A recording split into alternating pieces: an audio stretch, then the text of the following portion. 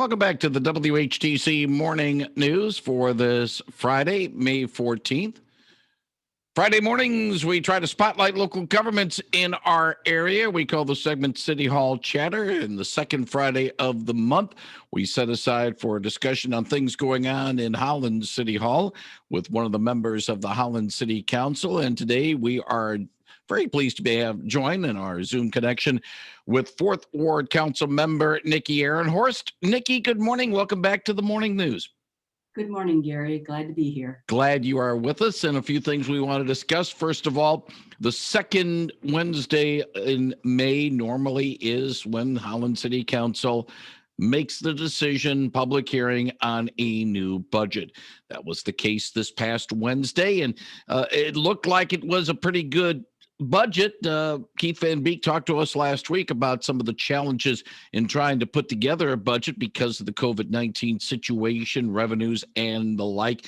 As you took a look at the budget, some of the priorities that the spending plan had, what were maybe the things that you took away from it, like, hey, this is good things that we're going to be spending money on this year?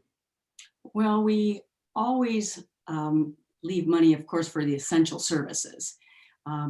But it seems because of past good fiscal management and a surplus that we were able to fund pretty much everything. We were holding back on a few things and waiting to see how it is, but we were very pleased with how it went, and that every service and every department in the city has been able to be funded and maintained.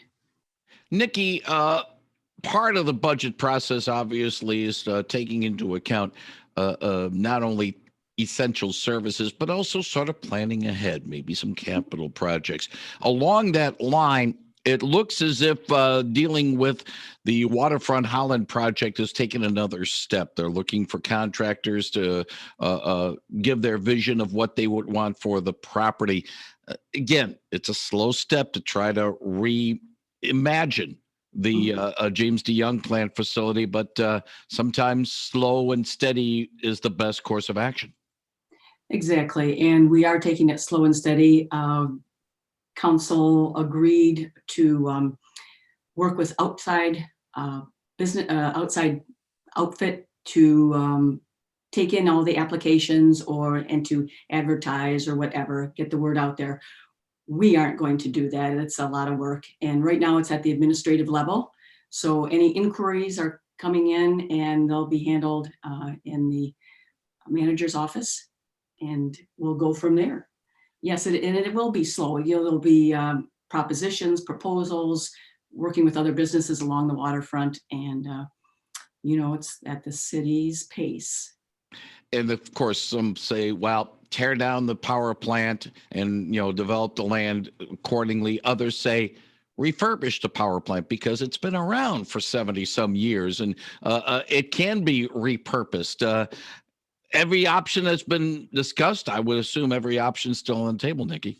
Exactly. And there are, as you say, several ideas of what to do, and we'll see what comes forth. Anything can work. You can do anything, as we know, but is there anything possible? There are also other 4 different plans to start with the waterfront and then work towards downtown too. So we will see. A couple of topics I want to touch base with you on. First of all, social district. That was brought up at the meeting this past Wednesday. It seemed to have taken some of the attention from people who normally don't see Holland on a daily basis like we do. But Saugatuck has brought it up. Zeeland's brought it up. Not surprising, Holland's brought it up. Exactly. And council did look at this at a study session. So this, although we did pass this proposal, this resolution Wednesday night, it wasn't the first time we heard of it. We discussed it. We thought about it. We had the downtown group come back with some changes. And yes, it's kind of exciting, actually. The state has allowed this to happen. Businesses have taken a hit. We've all pivoted and looked around and changed things, whether you're a restaurant or a retail business or the city. And this is another item in the toolbox, as they say.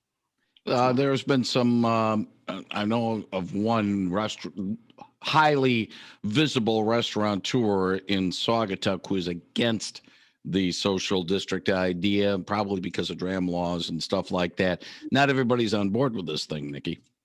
No, and just like with the waterfront, there are different opinions and different ideas. And that's why you have a council, and you hope with the number of people, you'll have a good discussion and all the reasons for and against are out there for us to look at. So, but a majority passed it, and I feel good about it. The business owners who brought this forth, the Downtown Development Authority, thought about everything. They want to make it work. So they will have all the rules and restrictions and signage and everything out there to make it work. We're talking with Fourth Ward Council member Nicki Arendshorst. A thing that came up during the election a week ago on Tuesday was the fact that it was a question being asked, okay, do you know what you're voting for? Because it was for the Holland Public Schools millage, not millage, but bond proposal, also the renewal of the funding for max transit. But some people thought they were voting on a zoning issue, and this unified development ordinance has really gotten people up in arms. And there is some squabbles about some zoning issues, especially, you know, in the southern part of the city of Holland. Some people aren't too terribly happy, and the matter is now in front of council, I believe. Yes, indeed, it has been a topic of discussion. And that's good. We like civic engagement, and sometimes it happens when we step on people's toes, but it's the city, the Planning Commission revisited and redid the master plan in 2017. Now it was time to revisit the zoning ordinance, which hadn't been updated in decades. So the master plan is the vision for the city, and the zoning ordinance executes that vision. In the process, and the Planning Commission then passed it a couple of weeks ago, it came to council for a study session, and so we're looking at it.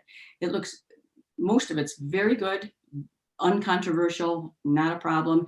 There are a couple items in it that residents have issues with or questions about, so that those are the main parts that we will be discussing. Is it a case in probably you and other council members have heard from constituents on this. Some of the complaints have been not in my backyard type of complaints, like, yeah, we have to address these things, but don't do it in my backyard. It's like this NIMBY attitude seems to permeate sometimes. It may, and I don't go into the reasons why. There are other, people say, well, you don't, you want everything separate. You want to. I think it's people feel very proud and possessive of their one major investment, and they just want to make sure that nothing will happen to this. Nothing, you buy a property and you expect things to go on forever. As we know, nothing is forever, except maybe taxes, did we say? But this is part of the reason, and I think there might be some misunderstanding there on both sides. But I wouldn't ascribe a motivation to people's reasoning or,